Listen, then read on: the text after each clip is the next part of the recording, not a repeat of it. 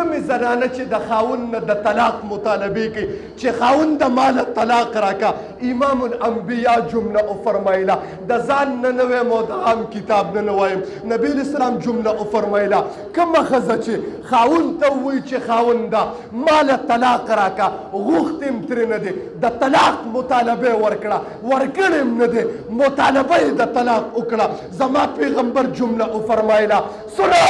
هغه بیبیانو ته وایم قسم دې په دغې ښځو باندې الله تبارک وتعالی د جنت خوشبویي م حرامه کړې ده محترمو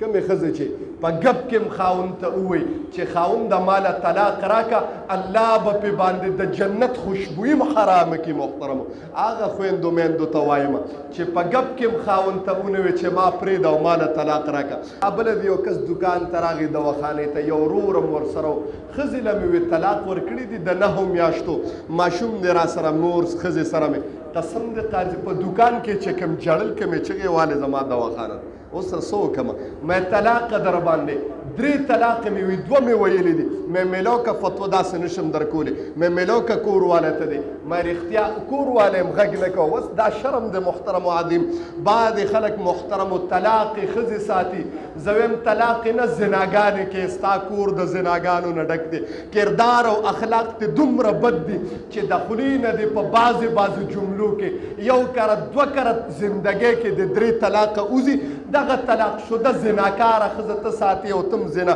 کاري صاحب 2 طلاقه مې ورکړي مې میلو که کور واله ته دی چې هغې سره مې خبرې وکړې رور م ورسره مشر راغلی مې خورجانې څو طلاقې درکړي دي وایي ما ته خو پته نشته مې الله په نیز باندې او د الله په عدالت کې بربنډه به ورځې او په اور کې به سوځې دا زنانه لګي یارې ډېر وایي قاري صاحب 3 طلاقې راته 300 پیرې ویلي دي 3 طلاقې راته اره پیروي چې طلاقوم دی او په ما طلاقې یو 300 کرته به وایي مې ښځه در باندې طلاقه ده څه به کوم مې دا ښځه به فلا تحل له من بعد حتی تنکح زوجا غیر قرآن کې الله تذکر دا ښځه به ستا نه عدت تېرې د بل سړي سره به نکاح کوي هغه سره به شپه تېروي او صحبت به ورسره کوي د هغې نه بعد به هغه طلاق ورکوي بیا به د هغه نه عدت تېروي او تا سره به قاري صاحب زه خو به مړ شم زما د ښځې نه زما په لاسو کې د 9 میاشتو بچی دی زما خو تصور کې م نه راځي چې زما ښځه به بل سره سملي مې ستا تصور کې د طلاق لفظ څنګه راته محترمو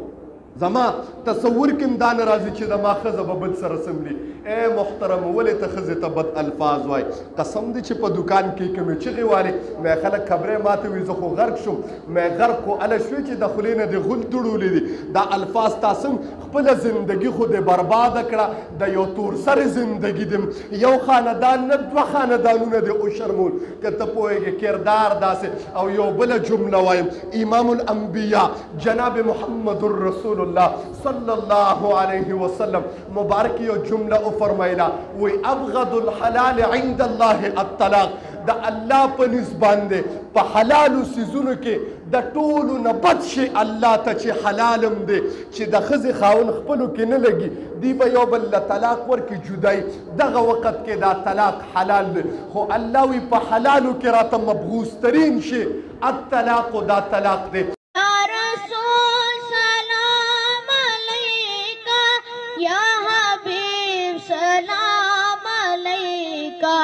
سلام